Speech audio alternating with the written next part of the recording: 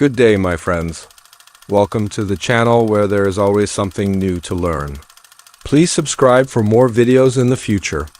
Today we will explore one of the most important and tragic events in history. The story of how the First World War began, how it was fought, and how it ended. The First World War, also known as the Great War or the War to End All Wars, began in Europe on July 28, 1914, and ended on November 11, 1918. It lasted for more than 4 years and caused unimaginable destruction. Around 70 million soldiers took part in the conflict, and about 40 million people died, both soldiers and civilians. It changed the world forever. But to understand how it began, we need to look at the situation in Europe before 1914. During the late 19th and early 20th centuries, Europe was the center of power, science, and industry. However, behind the progress and inventions, the nations of Europe were trapped in intense rivalry. They competed for colonies, influence, and pride. Britain was the most powerful empire, ruling territories on every continent and controlling the seas with its great navy. France also had many colonies but still carried the memory of its defeat in the Franco-Prussian War of 1870.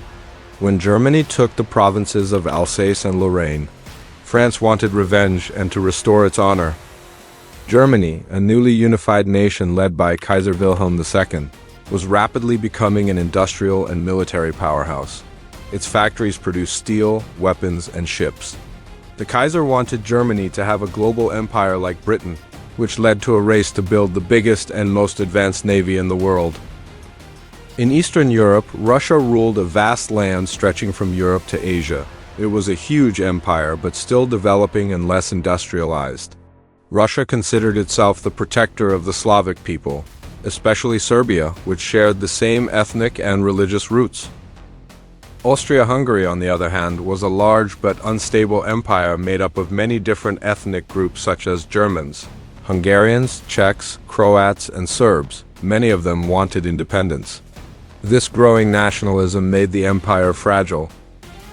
The Ottoman Empire, which once ruled most of southeastern Europe, was weakening. Many former Ottoman territories like Bosnia and Herzegovina were taken by Austria-Hungary. When Austria-Hungary formally annexed Bosnia in 1908, it angered Serbia and Russia, both of which supported Slavic unity. By the early 1900s, the major powers of Europe had divided themselves into two groups. The first was the Triple Entente, later called the Allied Powers, made up of France, Russia, and Britain. The second was the Triple Alliance, or Central Powers, which included Germany, Austria-Hungary, and Italy. These alliances were meant to maintain balance, but in reality they created a dangerous situation. If one country went to war, its allies would be pulled in automatically. The spark that lit the fire came on June 28, 1914. Archduke Franz Ferdinand, the heir to the throne of Austria-Hungary, visited Sarajevo, the capital of Bosnia. While riding in an open car with his wife Sophie, he was shot and killed by Gavrilo Princip, a young Bosnian Serb nationalist. Princip was part of a secret group that wanted to unite all South Slavic people into one nation free from Austrian control. The assassination shocked the world. Austria-Hungary blamed Serbia for supporting the assassins. The event set off a month of tense negotiations and secret messages between countries, known as the July Crisis. On July 23rd, Austria-Hungary sent Serbia an ultimatum with 10 demands. Serbia accepted most of them but refused one, which would allow Austrian officials to investigate within Serbia. Serbia said it violated their constitution and national sovereignty. Austria-Hungary, backed by Germany, declared war on Serbia on July 28, 1914. Once the war began between Austria-Hungary and Serbia, the alliances quickly came into play. Russia, protecting Serbia, began mobilizing its army. Germany saw this as a threat and declared war on Russia on August 1st. 2 days later, Germany declared war on France. To reach France quickly, Germany invaded Belgium on August 4th.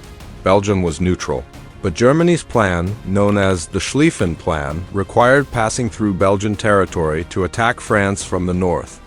Britain, which had promised to defend Belgium's neutrality under the Treaty of London, declared war on Germany that same day. Within a single week, Europe was engulfed in war. Russia, France, Belgium, and Britain were fighting against Germany and Austria-Hungary. The Great War had begun. At first, many people thought the war would be over in a few months. Soldiers marched with pride and citizens cheered for victory, but they were wrong. The war became a brutal and long struggle that no one expected. After the initial battles in 1914, the Western Front, which stretched from the North Sea through Belgium and northern France, turned into a deadlock. Both sides dug deep trenches for protection from machine guns and artillery. These trenches stretched for hundreds of kilometers. Between the two sides lay the no man's land, a deadly area filled with barbed wire, mud, and craters from explosions. Life in the trenches was terrible. Soldiers lived in cold, muddy conditions. Rain turned the ground into thick sludge. Rats and lice were everywhere. The smell of decay and death was constant. Many soldiers suffered from trench foot, caused by standing in water for too long. New weapons made the war even deadlier. Machine guns could fire hundreds of bullets per minute. Artillery shells destroyed entire sections of trenches.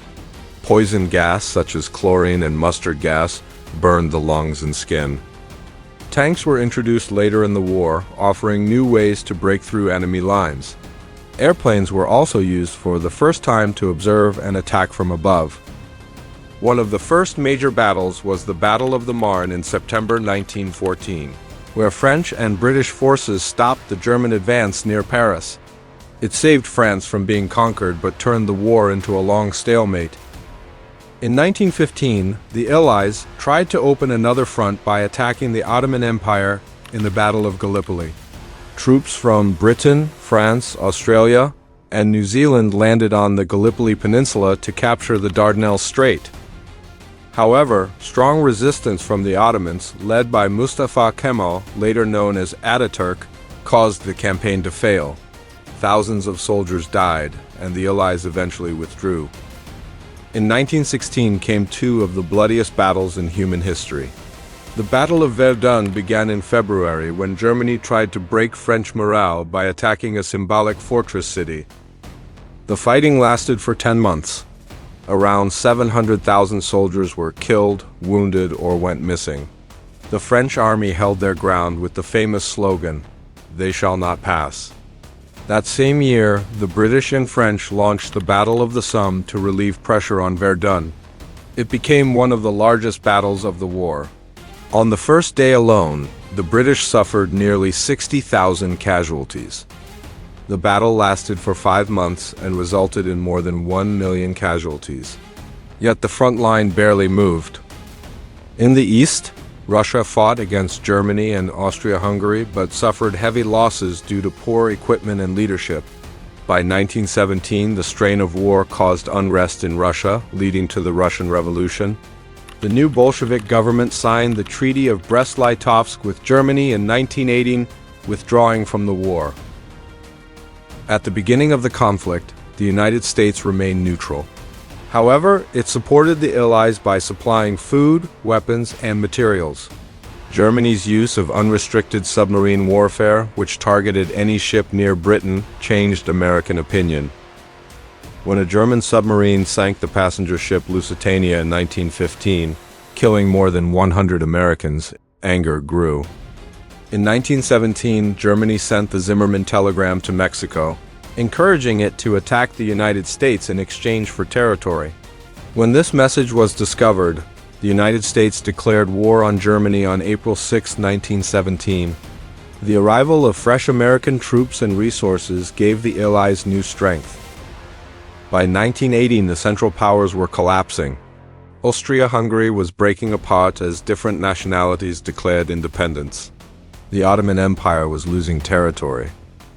Germany launched one final offensive in the spring of 1918 but failed. The Allied forces, now supported by the Americans, pushed the Germans back. On November 11, 1918, Germany agreed to an armistice, ending the fighting. Soldiers on both sides celebrated as the guns finally fell silent. After the war, world leaders met in Paris to decide the future. The most important agreement was the Treaty of Versailles, signed in 1919.